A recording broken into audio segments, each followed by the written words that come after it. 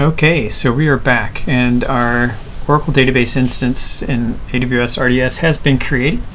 It's in Oregon, which is great. I did change the size to an MD5 large, half the price of the extra large. That's great. Now we're ready to go ahead and try and connect to it, make sure that we can get access to the database. So we're going to go to, basically over here to our next step, which is to download Oracle SQL Developer. So let's go ahead and do that. I'll open this in a new tab, and I can download this Windows 64-bit with the JDK included. Once I download that, it'll pop up over here. If I don't have a login to Oracle, it may ask me to create an account, but your username is your email address and a password that you pick up, and then everything's free. So go ahead and download it. No cost. Once it's downloaded, you open the zip file. You basically extract this to a directory. I chose to put it into my C drive under Tools, and then I extracted it there. Once the extraction is complete, I go to that folder where I extracted it. On Mac, it's a little different. You just put it into your apps and start it up. Here, I just simply go to Tools, SQL Developer, and there's a little executable. The installation, there really isn't one for Windows. You just have to go and double click the executable yourself. You can create a shortcut if you want, but we'll just go ahead and bring it up. And this is Oracle's Java based tool. I downloaded the one that had the JDK included, so you don't have to worry about what version or any of that kind of stuff. You just bring it up.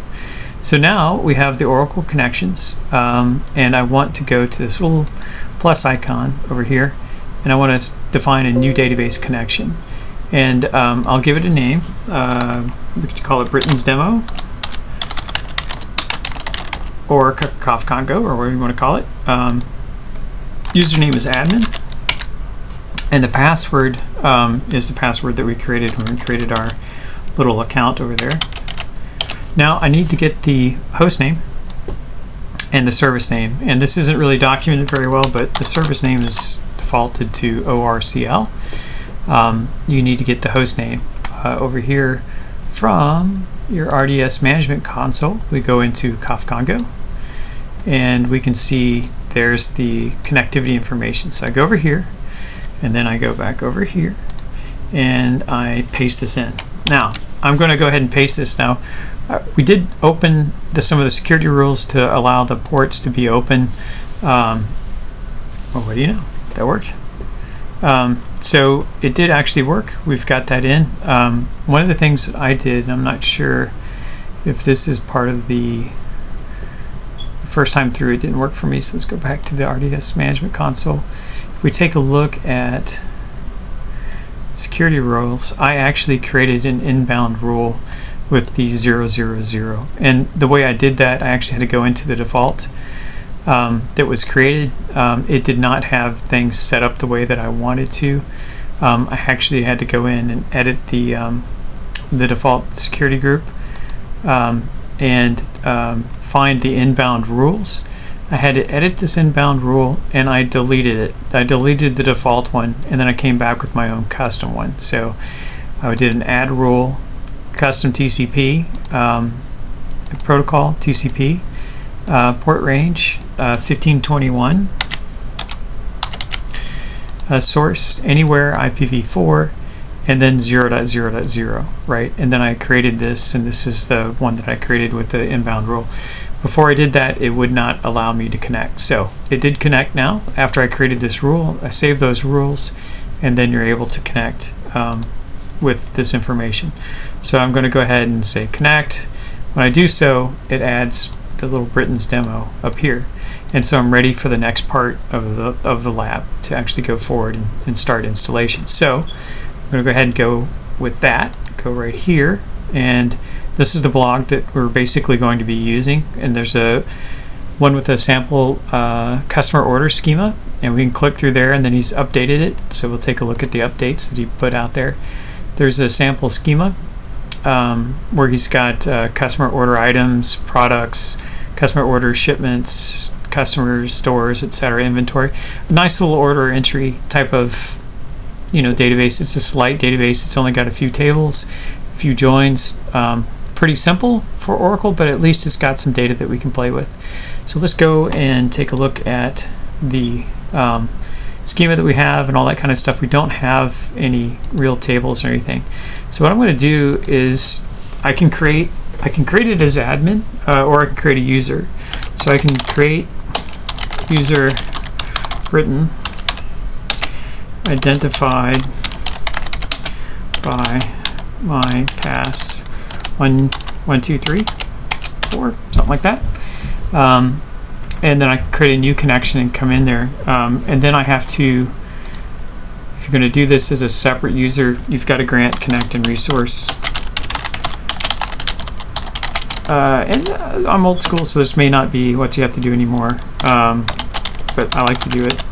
Grant all these to that user. Connect resource. Oh. Resource.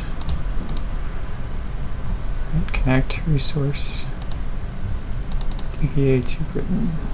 Do I have to comment these? Oh boy, I was going so well. Let's see what we got here.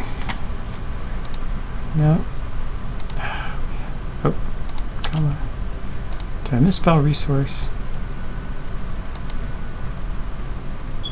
Connect resource DBA to written. Let's go. Google this.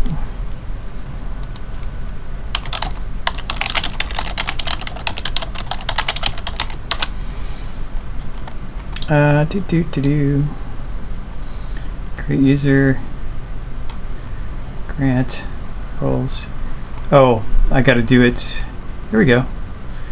Grant connect resource DBA to. That's what. Oh, I misspelled resource, didn't I?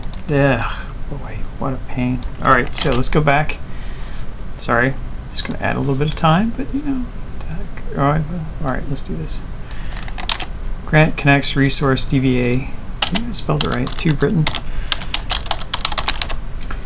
And let's do that again. Oh, grant succeeded. Hey, there you go. Alright, so I've got another user if I wanted to connect in there and do that. I'm going to go ahead and add another connection. If I go to database connection,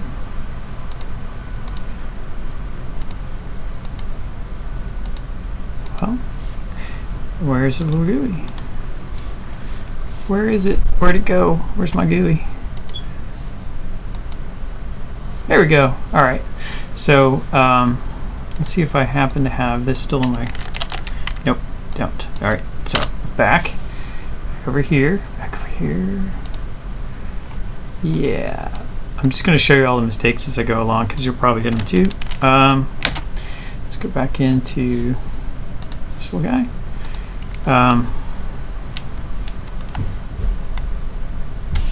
I'll just call it Congo. Username Britain. And by the way, this database, if you think it's going to be here, it won't. I'm going to delete it after I do this, so there is no hacking. No hacking allowed. Okay, so then I should be able to test this. I'm in, connect, and now I can actually start using the Congo information. So if I connect as Congo, now I can actually start doing my own. I could also do it under this admin user. The difference is whether or not you want admin access or not. It doesn't matter, to be honest. This is just a demo, but typically there would be another user that you'll be connecting to in your production instance.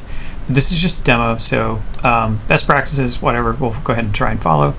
Let's go back to the Congo, to this Oracle Confluent MongoDB workshop, and the next thing that we have after we've downloaded this and connected is to create the tables. So go ahead and create these tables. We don't want the prompt.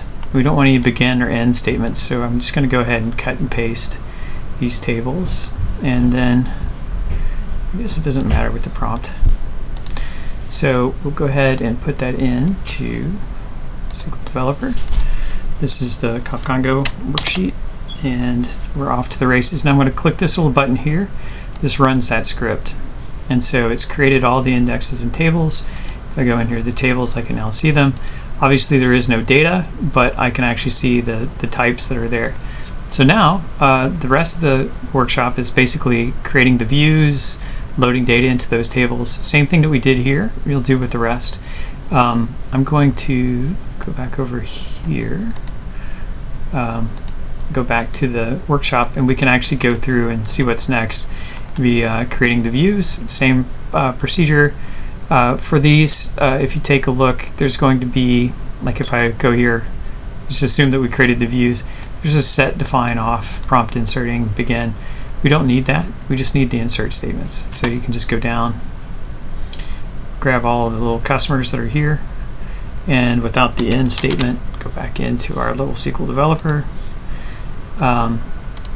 and back to this guy, Control A. Basically, Control A will get everything highlighted, Control V and paste it in, and then just make sure we've got everything clean. That looks good.